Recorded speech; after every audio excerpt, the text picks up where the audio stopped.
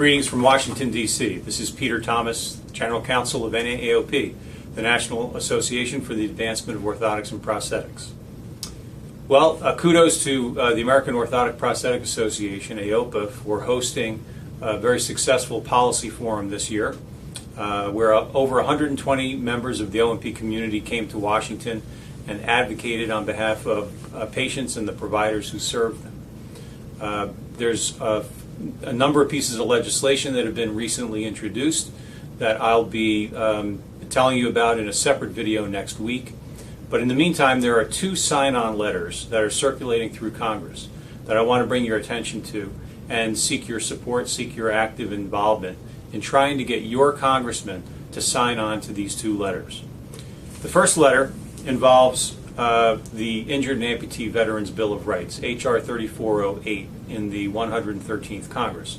We're now in a new Congress, the 114th Congress, and before our champion on this legislation, Congresswoman Ellmers, a Republican from North Carolina, reintroduces the bill, she'd like to send a letter to Secretary McDonald of the VA, who has been on the job now for about 8 months, seeking that he implement the VA Bill of Rights for orthotics and prosthetics on his own authority. And that letter, we hope to get as many co-signers as possible. Other congressmen who are interested in the bill.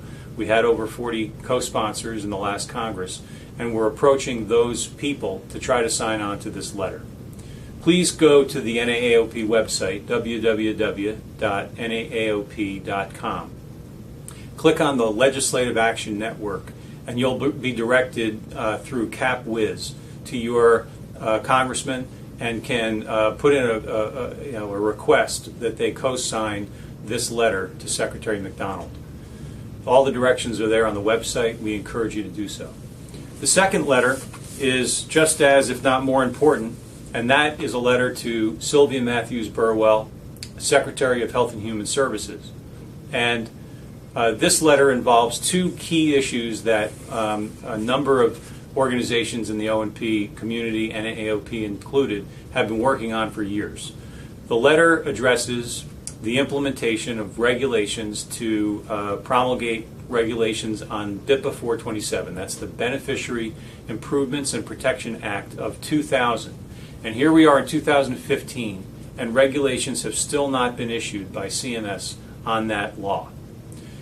This letter addresses that issue, states that CMS must issue regulations as quickly as possible, cites an Office of Inspector General report citing how long it's taken the agency to issue this rule, and ultimately seeks immediate issuance of a proposed regulation that will interpret this section of the law.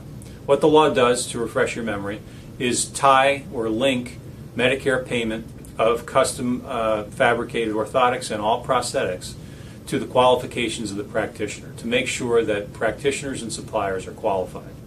We urge you to go to the Legislative Action Center on the NAAOP website and contact your member of Congress, and also ask them to sign this letter. The second thing that same letter does is ask the Secretary to clarify and to ensure that the definition of off-the-shelf orthotics, which is subject to competitive bidding, is defined in the way that Congress intended. Congress states in the law that off-the-shelf orthotics means orthotics that only require minimal self-adjustment, and yet CMS has defined that term in a very expansive way, bringing into competitive bidding, if they move forward with competitive bidding, a whole range of orthotics that are well beyond off-the-shelf. So we ask you to sign on, or get your congressman to sign on to this letter as well. All the directions are on the NAAOP website, and it's a critical time to do so. The Congress right now is on recess. They're in your district, they're in your state. We encourage you to contact your congressperson this week, next, or as soon thereafter as you possibly can, to get them to sign on, co-sign both of these letters. Thanks so much. We'll be back next week with a special edition of this video to talk about new legislation that's been introduced in the orthotic and prosthetic field. Thanks.